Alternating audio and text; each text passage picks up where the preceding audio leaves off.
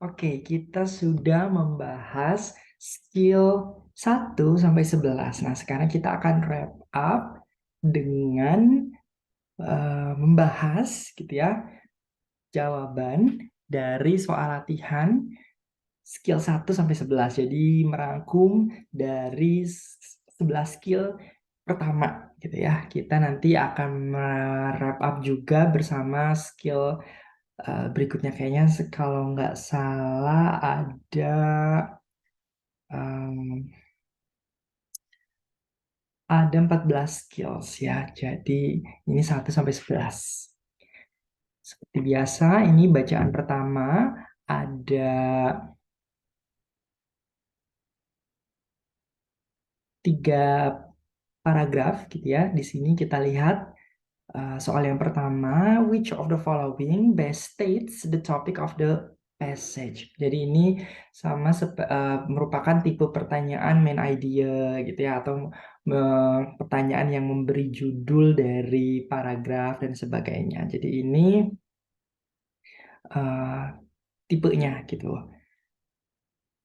Nah, untuk tipe pertanyaan seperti ini, seperti biasa kita setelah membaca pertanyaan, langsung kita menuju ke teks kalimat pertama pada paragraf pertama. Bigfoot is a human-like creature reportedly living in the Pacific Northwest. Jadi ini kalimat pertama. Biasanya memang main idea gitu ya.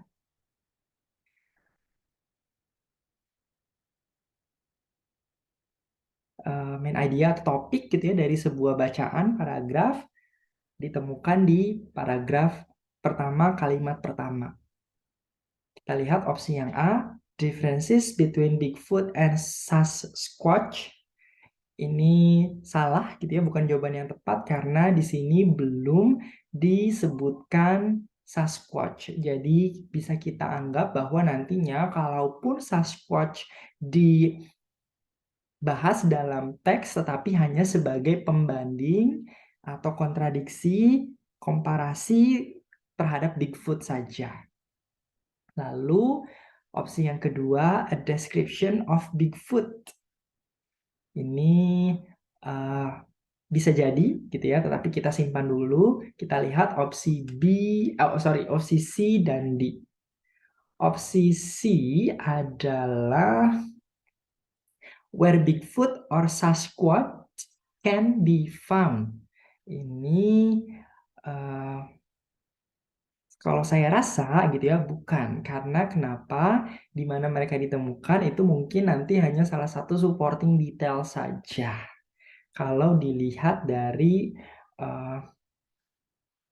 kalimat pertama gitu ya, walaupun dalam kalimat pertama terdapat adverb of place in the Pacific Northwest. Jadi di Pacific, sorry, ke bahasa Indonesia Northwest itu apa? Utara, Tenggara, Barat.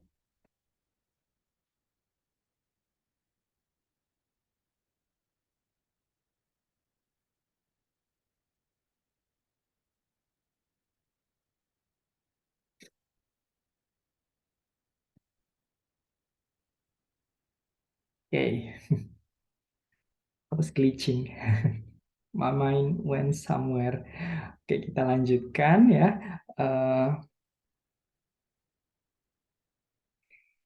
Jadi walaupun di situ disebutkan gitu ya, tetapi yang disebutkan adverb of place yaitu in the Pacific Northwest, tetapi ini hanya Bigfoot.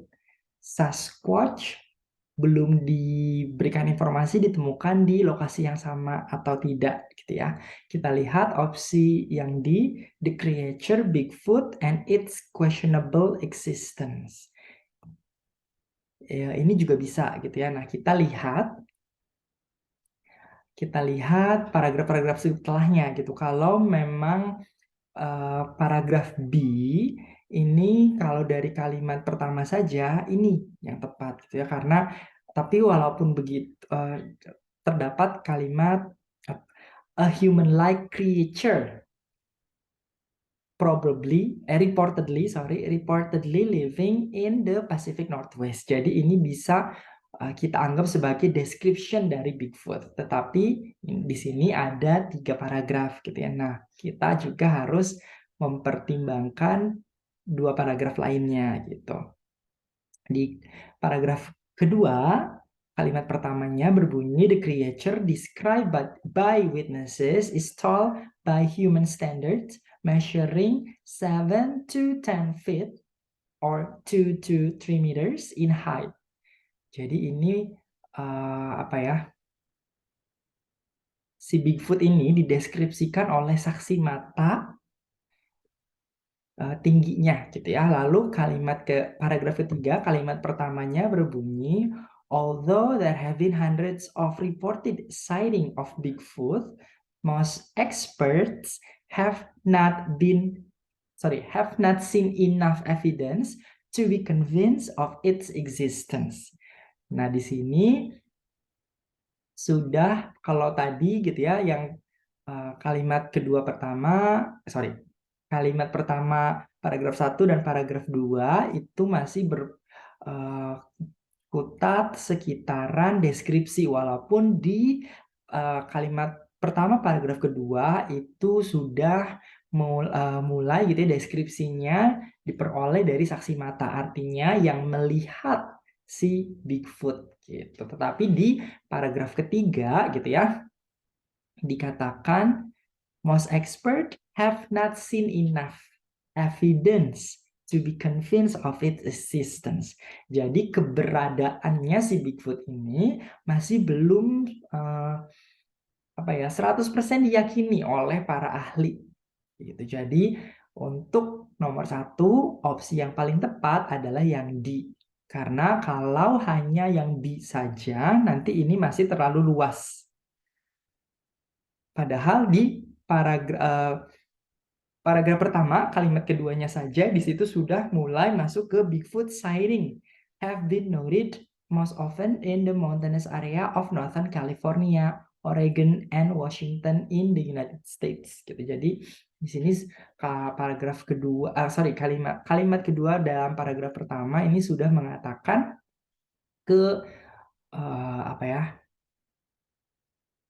sudah mengerucut ke orang-orang yang atau kesaksian gitu ya, di mana si Bigfoot ini pernah dilihat.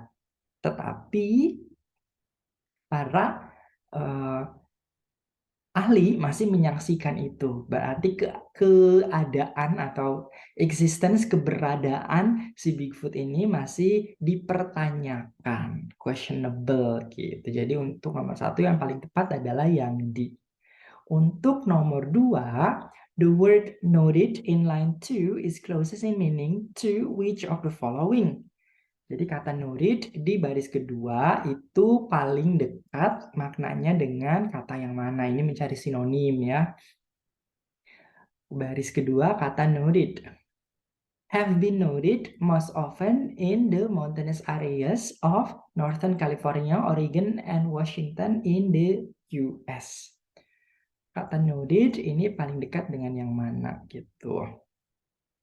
Have been noted most often. Yang opsi A, reported.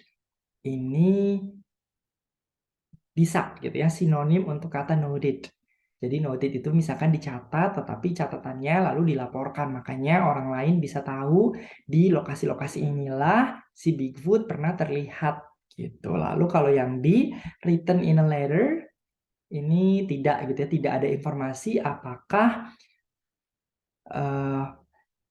have been noted-nya itu lalu bagaimana cara penyebarannya gitu ya, apakah melalui surat, melalui conference, melalui telepon gitu ya, tidak diberi info. Jadi nomor 2 saya rasa kurang tepat. Kalau refuted itu seperti argue, jadi membantah, reject gitu ya. Jadi ini bukan sama sekali opsi yang tepat. Lalu kalau kalimat yang ketiga, opsi yang discuss, didiskusikan, ini juga tidak gitu ya. Jadi noted itu lebih cocok dengan reported. Lalu untuk nomor ketiga, it is implied in the passage that Bigfoot would probably not like to live. Jadi ini pertanyaan yang tipenya adalah stated atau unstated gitu ya. Jadi kita mencari unstated, sorry. Jadi mencari apa yang tidak diungkapkan dalam mencari pengecualian dari apa yang diungkapkan dalam teks gitu. Jadi kalau dalam teks tadi disebutkan bahwa si Bigfoot ini dilaporkan tinggal atau hidup di the Pacific Northwest. Jadi ini opsi B, kita bisa eliminasi dari pilihan jawaban kita gitu ya. Lalu mountainous areas of Northern California, Oregon, and Washington in the United States. Jadi Washington di sini adalah nama states, bukan Washington DC. Kalau Washington DC adalah distrik ya, berbeda. Jadi untuk yang opsi A, Oregon ini juga betul. Maksudnya ada dalam teks, jadi tidak bisa kita pilih sebagai jawaban yang benar. Lalu dikatakan juga in the mountainous areas. Jadi untuk opsi yang D ini juga terdapat dalam teks, berarti tidak bisa kita pilih. Yang tidak disebutkan dalam teks adalah coastal plains, daerah daratan rendah pinggir pantai. Nah, malah kalaupun kita tidak menceklis satu-satu gitu ya, dari clue tadi saja mountainous area of bla bla bla bla bla bla itu kita bisa mencari lawannya. Kalau dia ditemukan di daerah pegunungan berarti dia tidak ditemukan di daerah pinggir pantai, pesisir gitu. Jadi nomor 3 jawaban yang tepat adalah C, on coastal plains. Lalu nomor 4, which of the following is not true according about the appearance of Bigfoot? Jadi ini masih sama ya tipenya, mencari ya mana yang tidak dinyatakan dalam teks. The creature described by witness is tall by human standards, measuring 7 to 10 feet, 2 to 3 meters. Belum ada infonya ya. It resembles an ape with its thick, powerful, fur-covered arms and short, strong neck. Ini nomor 4 ya, opsi A ada dalam teks, berarti tidak bisa kita pilih. Opsi B tadi ada fur-covered, betul, yang ditumbuhi bulu itu lengannya gitu ya. Jadi opsi B juga tidak bisa kita pilih. Opsi C, short neck, ini juga betul, dikatakan short strong neck gitu ya. Jadi nomor C tidak bisa kita pilih. Lalu nomor D, it walks like an ape. Nah, nomor 4 ini tidak dinyatakan apakah Bigfoot itu jalannya sama dengan ape atau tidak. Gitu. Jadi ini yang tidak bisa kita pilih. Terlebih lagi kalau kita perhatikan, jadi kesamaan dengan ape-nya itu hanya di lengan, leher. Lalu kalau cara berjalannya, its manner of walking erect is more like that of Homo sapiens. Jadi lebih mirip dengan manusia purba daripada kera. Ape itu apa? Bukan kera ya. Ya monyet ya. Jadi yang nomor 4 jawaban yang tepat adalah yang D karena jawabannya kontradiktif dari pernyataan dalam bacaan. Lalu kita lanjut ke nomor 7. The expression Homo sapiens in line 8 is closest in meaning to. Jadi ini nomor 7 adalah yang C ya. Jadi itu apa? General knowledge gitu ya, pengetahuan umum. Homo sapiens adalah manusia purba. Jadi nomor 7 jawabannya adalah C ya, human. Lalu yang nomor 8, according, karena kalau misalkan kita tidak tahu gitu ya, coba kita balik lagi ke nomor 7 sebentar. Kalau kita tidak tahu Homo sapiens adalah manusia purba, lalu bagaimana kita menentukan gitu ya. Nah, kita bisa lihat dari kata however. Karena sebelumnya itu disebutkan kemiripan Bigfoot dengan ape, lalu hewan gitu ya. Ape itu merupakan hewan yang paling dekat dari sisi biologinya dengan manusia gitu. Jadi ketika muncul kata however akan tetapi kontradiksi gitu ya. Jadi selain ape ya adalah humans. Kalau creature ini terlalu broad gitu ya. Misalkan siapa? Frankenstein, monster itu disebutnya juga creature gitu ya. Lalu kalau furry animals ini juga too broad. Dogs, cats, rabbits, they are all furry animals, tapi bukan Homo sapiens. Homo sapiens adalah humans gitu. Lalu nomor 8, soalnya adalah according to the passage, how do experts feel about the evidence concerning Bigfoot existence? Nah, disinilah fungsinya kita mengingat dari apa yang sudah kita baca untuk menjawab soal-soal sebelumnya gitu. Jadi tanpa perlu balik lagi ke bacaan, kita sudah bisa menebak mana jawaban yang tepat. Yang A, they feel certain as to its existence. Ini tidak ya, malah dikatakan dalam teks have not seen enough evidence to be convinced. Jadi belum melihat bukti yang cukup banyak untuk yakin terhadap keberadaan si Bigfoot. Jadi yang A ini salah gitu ya. Lalu yang B, they are not yet certain. Nah, ini yang betul. Ini merupakan parafrase dari kata to be convinced. Have not seen enough evidence to be convinced. Jadi kata certain ini sama dengan convince. Kalau yang C, they are sure that it does not exist, ini juga tidak. Jadi si para ahli ini yakin juga tidak yakin juga tidak terhadap keberadaan si Bigfoot. Hanya belum menemukan banyak bukti untuk yakin gitu. Jadi yang C ini salah karena ini tidak dinyatakan dalam teks. Karena yang dalam teks dikatakan have not yet seen. Ada yetnya nggak ya? Have not seen enough. Jadi bukan do not gitu. Jadi belum.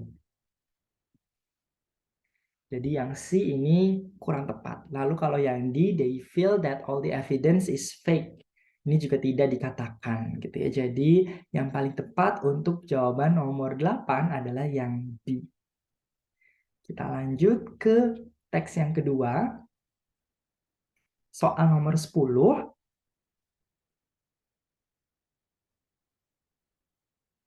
The paragraph preceding the passage most probably discusses. Nah, ini tipe pertanyaan transition. Jadi paragraf sebelum paragraf 1 dalam soal itu kira-kira membahas tentang apa gitu ya. Jadi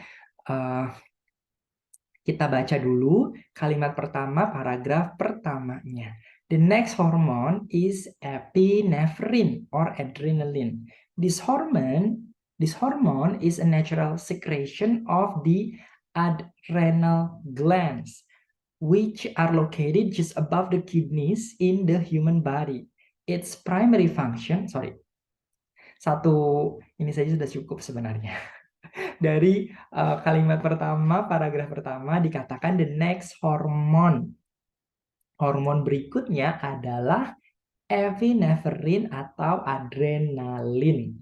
Nah, berarti ini bisa kita pahami kalimat sebelumnya itu membahas hormon yang lain. Jadi, jawaban yang tepat adalah yang C, a different hormone. Kalau yang A, further uses of epinephrine tidak mungkin karena baru disebutkan di kalimat pertama, paragraf pertama. Paragraf sebelumnya tentu belum dong menjelaskan tentang penggunaan lanjut dari epinefrin. Kalau setelah paragraf ini mungkin gitu ya. Lalu kalau yang B, the treatment of cardiac arrest. Cardiac arrest ini sepertinya ditemukan setelah di bagian, jadi tidak sebelumnya gitu ya. Kita lihat kalau tadi saya sambil berbicara, sambil scanning, ini kata cardiac arrest ditemukan di baris terakhir paragraf kedua. Jadi tidak mungkin ini sebelumnya sudah dijelaskan juga. Kalau yang D, kenapa tidak mungkin? The secretions of the adrenal glands itu merupakan penjelasan dari epinefrinnya. Ada di kalimat kedua paragraf pertama. Jadi tidak mungkin ini sudah dijelaskan di paragraf sebelumnya. Jadi jawaban yang tepat untuk nomor 10 adalah yang C. Lalu nomor 11, what is another name for epinephrine? Di situ mudah ya menemukannya. Jadi nama lain itu ya biasanya menggunakan is also known as misalkan, atau simply or. Jadi the next hormone is epinephrine or adrenaline. Jadi or adrenaline menjelaskan tentang nama lain dari epinephrine. Jadi nomor 11 jawabannya adalah yang D. Kita langsung ke nomor 14. Which of the following is not mentioned as a result of the release of epinephrine in the blood? Jadi ini mulai pertanyaan yang unstated ya. Berarti kita harus membaca. Ya, kita lihat dulu gitu ya. Hasil dari dilepaskannya epinefrin di dalam darah itu ditemukan di bagian mana?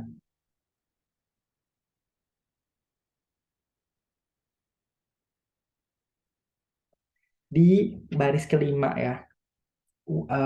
Coba kita baca dari baris 4. When a person unexpectedly finds himself in a stressful situation filled with fear or anger, a large amount of epinephrine is released into the blood and the body responds with an increased heartbeat.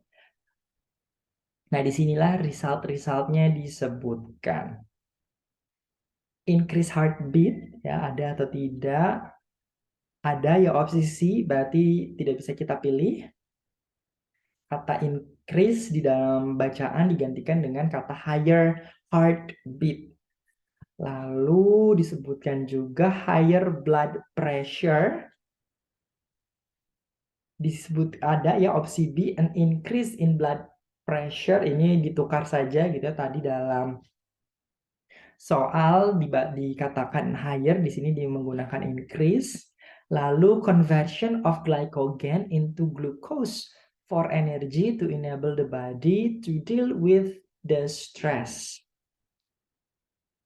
Yang nomor 4, increase energy.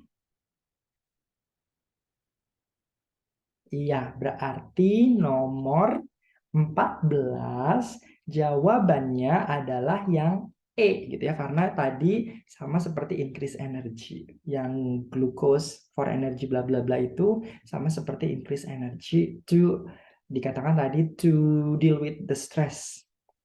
Jadi kita butuh energi untuk energi kita ditambah gitu ya untuk menyiasati stres. Yang tidak ada disebutkan adalah yang severe asthma. Jadi jawaban nomor 14 adalah yang A. Lalu nomor 15, it is implied in the passage that increased heartbeat. Tadi ya kita baca di respond with an increased heartbeat, tapi di sini belum dibacakan, belum dijelaskan gitu ya. Kita lihat berarti kita lihat di paragraf berikutnya mungkin ya. It is possible to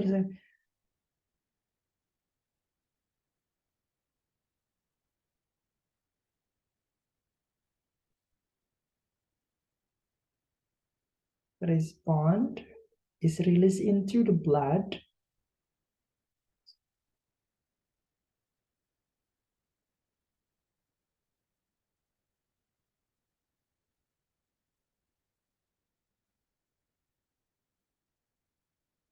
nomor 15 jawabannya adalah yang C ya. Jadi dikatakan di sini it is di kalimat ketiga ya, baris kedua, it is primary function in the human body is to help the body to cope with sudden surges of stress. When a person unexpectedly finds himself in a stressful situation filled with fear or anger, a large amount of epinephrine is released into the blood and the body responds with an increased heartbeat. Jadi apa ya ini sequential arguments gitu. Jadi ketika badan kita itu mengalami stres gitu ya, nanti epinephrine ini dilepaskan ke dalam darah, lalu badan kita merespon dengan increased heartbeat. Nah, increased heartbeat ini si epinephrine ini gitu ya dilepaskan ke dalam darah untuk menyiasati atau menangani si stres yang tiba-tiba muncul itu tadi. Jadi dengan kata lain gitu ya, ketika epinephrine dilepaskan ke darah-darahnya meningkat heartbeat-nya, berarti ini merupakan apa ya, berguna untuk melawan situasi-situasi yang bikin stres. Jadi jawabannya adalah yang C. Kalau harms the body, ingat harms itu artinya bukan negatif ya, berdampak buruk gitu. Harm itu berdampak buruk. Kalau harmless berarti tidak berdampak buruk. Harmful itu adjektifnya dari berdampak buruk. Kalau yang causes the release of an epinephrine into the body, justru ini kebalikannya. Ketika epinephrine dilepaskan ke badan, justru nanti ke darah gitu ya, dampaknya adalah heartbeat kita meningkat. Kalau yang D is useful in treating asthma, ini tidak. Asma nanti dijelaskannya di paragraf ketiga. Ini masih kita bahas di yang asma di paragraf kedua, ini masih di paragraf pertama. Jadi jawaban yang tepat untuk nomor 15 adalah yang C. Berikutnya, the passage indicates that epinephrine is used in the treatment of all the following except. Jadi epinephrine itu digunakan untuk menangani penyakit atau masalah yang mana saja kecuali gitu ya. Kita lihat lagi ke teks. It is possible to extract epinephrine from the adrenal glands of animal or to synthesize it chemically in order to put it to further use. It is used in the treatment of severe asthma. Tadi ada ya severe asthma, lalu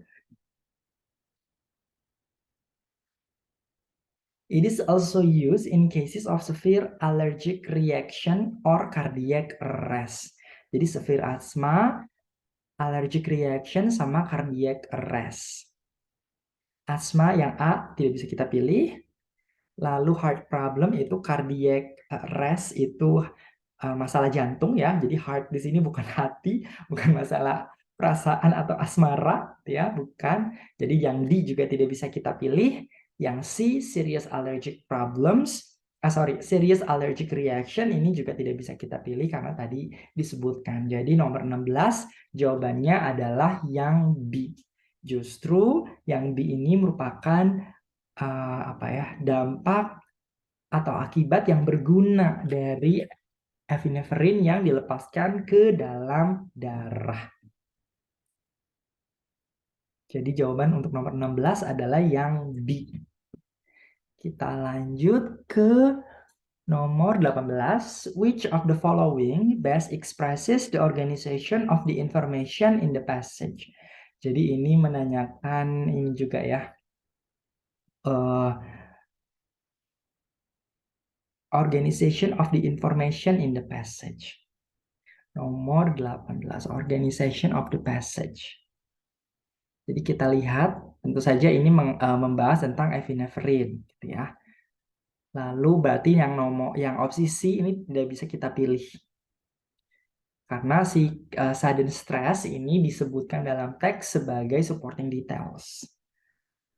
Lalu kalau yang A ini terlalu broad, epinephrine and adrenaline. Memang topiknya ini tetapi dari epinephrine dan adrenaline, atau karena ini kan masih sama ya, jadi tidak bisa and, harusnya or.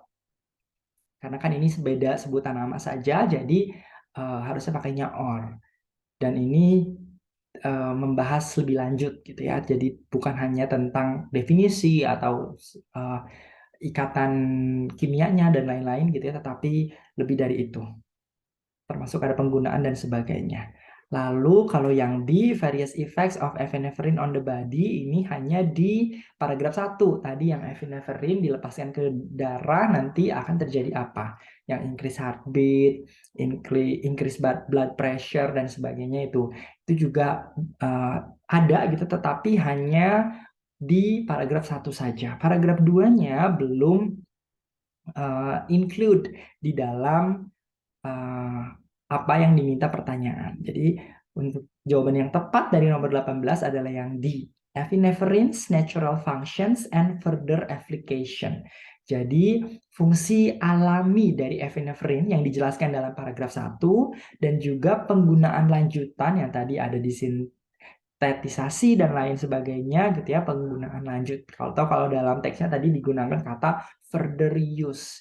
Jadi nomor 18 jawabannya yang di. Jadi organization of the information di sini seperti rangkuman gitu ya. Jadi kita tidak bisa hanya fokus pada satu titik saja, harus menelaah juga paragraf 1 apa, paragraf 2 apa, lalu di situ kita gabungkan. Jadi seperti concluding.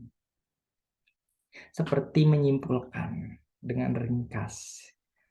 Kita lanjut ke teks yang ketiga. Seperti biasa kita langsung ke soalnya. The passage states that all the following occurred prior to 1933 except that nomor 19 gitu ya. Jadi ini langsung pertanyaan yang unstated. Kita lihat kejadian prior sebelum 1933. A massive banking crisis occurred in the US in 1933. In the 2 preceding years, a large number of banks had failed. Nah, ini yang A berarti betul, tidak bisa kita pilih, ada dalam teks gitu ya. Lalu, fear of loss saving had prompted many depositors to remove their funds from banks. Yang ini sama seperti opsi yang B, many bank patrons were afraid of losing their deposit. Jadi uang yang ditaruh di bank itu kan sebutannya deposit. Lalu bank patron itu kalau sekarang mungkin nasabah gitu ya kalau bahasa Indonesianya. Jadi nomor B ada dalam teks, tidak bisa kita pilih karena ini yang ditanyakan adalah except. Lalu yang C, a lot of money was withdrawn from accounts. Ini sama seperti statement dari yang opsi B tadi gitu ya. Remove their funds from banks. Jadi withdraw sama dengan remove. Berarti yang benar untuk nomor 19 adalah yang di Governor Comstock canceled all banking activities in Michigan. Ini kita lihat ya, ada di paragraf ketiga, problems became so serious in the state of Michigan that Governor William A. Comstock was forced to declare a moratorium on all banking activities in the state on February 1933. Jadi ini kejadiannya saat 1933, bukan sebelum 1933. Jadi tidak bisa kita pilih. Kita lanjut ke nomor 21. The word moratorium in line 4 is closest in meaning to which of the following? Kata moratorium dalam baris keempat sama dengan kata yang mana gitu. Jadi nomor 4, nomor 21 baris 4 maksud saya. Tadi ya sudah kita baca sebenarnya declare a moratorium on all banking activities. Nomor 21 moratorium, jawaban yang tepat adalah yang mana? Moratorium on banking activities. declare a moratorium. Kalau yang debt, apa ya? Tidak gitu ya, kurang tepat. Yang tepat adalah temporary cessation, jadi seperti apa ya, how do I say it? Pemberhentian aktivitas bank sementara gitu. Kalau yang murder bukan, ini bukan tentang pembunuhan. Lalu kalau slow decline, ini bukan, karena declare on all bank activities, semua tidak bertahap. Kalau slow decline itu artinya bertahap. Jadi yang 21 yang tepat adalah yang B. Kalau yang death mungkin apa ya, kematian perekonomian gitu ya, bisa diibaratkan seperti itu, tetapi bukan itu yang diminta dalam pertanyaan. Lalu kita lihat nomor 22. The passage indicates that the moratorium declared by Roosevelt affected. Jadi kalau tadi moratorium oleh uh, Governor Michigan gitu ya, sekarang oleh Presiden Roosevelt. Kita lihat, kita cari saja kata Roosevelt. Presiden Franklin D. Roosevelt declared a banking moratorium throughout the United States that left the entire country without banking services. Jadi dampak dari moratorium yang dikeluarkan oleh Roosevelt itu yang mana? Kalau Bank in Michigan bukan, karena tadi Gubernur Michigan itu yang mengeluarkan. Dan ini terjadi sebelum Roosevelt mengeluarkan moratoriumnya. Kalau yang B, the bank in most of the US, ini juga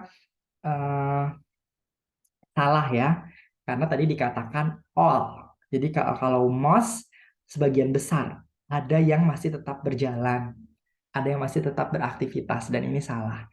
Kalau yang C, only the financially unhealthy banks. Ini tidak, kita tadi dikatakan all. Lalu yang nomor 22, all the banks in the US. Ini yang betul. Jadi nomor 22 jawabannya adalah yang D. Kita lihat berikutnya nomor 24, which of the following can be inferred from the passage. Jadi nah ini yang cukup sulit. Jadi seperti menggali informasi dari apa yang disampaikan dalam teks, tetapi informasi yang diminta ini tidak tersurat dalam teksnya, gitu. Yang cukup sulit. Tipe soal inferred seperti ini, implied, kita baca dulu semua opsinya. Congress did not give any special priority to the banking situation. Tapi kita baca sambil kita ingat ya. The Emergency Banking Act helped all banks to reopen. Yang C, 10% of the country's money was in financially unhealthy banks. Yang D, 90% of the banks reopened by the middle of March. Baru setelah kita baca opsinya, kita ingat keyword dari masing-masing opsinya, kita balik ke teksnya. Congress immediately met in a special session to solve the banking crisis. And on March 9th, it passed the Emergency Banking Act of 1933 to assist financially unhealthy banks to reopen. By March 15, banks controlling 90% of the country's financial reserves were again open for business. Nah, kita lihat lagi ya. Jadi ini ada di paragraf kedua. Kalau yang A ini salah ya. Karena Kongres bertemu in a special session gitu. Jadi berbeda seperti statement dalam opsi A. Jadi opsi A tidak bisa kita pilih. The emergency bank help all bank to reopen. Ini memang ada ya dalam teks, berarti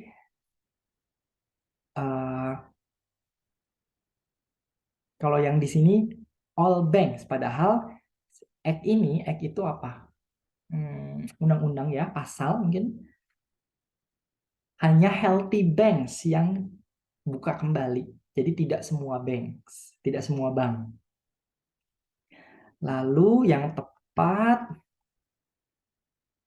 adalah yang C. Kenapa? Karena di paragraf berikutnya dikatakan banks controlling 90% of the country's financial reserves were again open for business.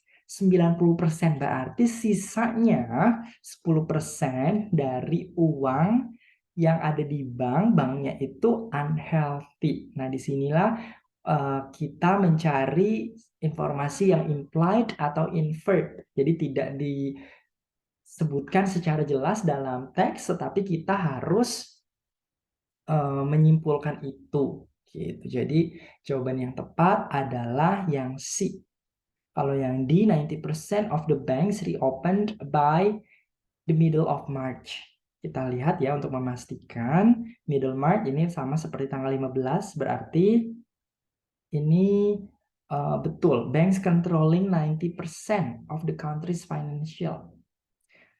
Jadi ini tapi informasinya salah ya. Jadi kalau di dalam teks ini banks controlling 90% of the country's financial reserves. Jadi 90% keuangan negara, bank-bank yang menyimpan 90% keuangan di negara Amerika ini itu bukan 90% banknya. Jadi informasinya KCS titik gitu. Jadi kelirunya sedikit. Kalau kita tidak hati-hati bisa terkecoh. Jadi nomor 24 jawaban yang benar adalah yang C. Lalu untuk nomor 25, which of the following best describes the organization of the passage? Organization of the passage. Ini yang A, a theme followed by an example. Ini tidak ya, karena bukan tema, tetapi ini langsung apa ya, seperti recount, mengulas sejarah. Gitu. Jadi ini bukan membahas suatu tema. Biasanya kalau membahas suatu tema itu nanti ada definisi temanya itu apa dan sebagainya. Lalu yang kedua, a problem with a solution, ini yang betul. Jadi problemnya ada di paragraf pertama, solutionnya ada di paragraf kedua. Kalau yang C, opposing viewpoints of an issue, ini tidak. Jadi tidak diberikan gambaran atau dua pendapat yang berbeda terhadap satu isu. Tidak gitu ya. Lalu yang 25, a problem and its cause, juga tidak. Jadi ada masalahnya tetapi tidak dijelaskan penyebabnya apa. Yang dijelaskan adalah solusinya. Jadi untuk nomor 25, jawaban yang tepat adalah yang B.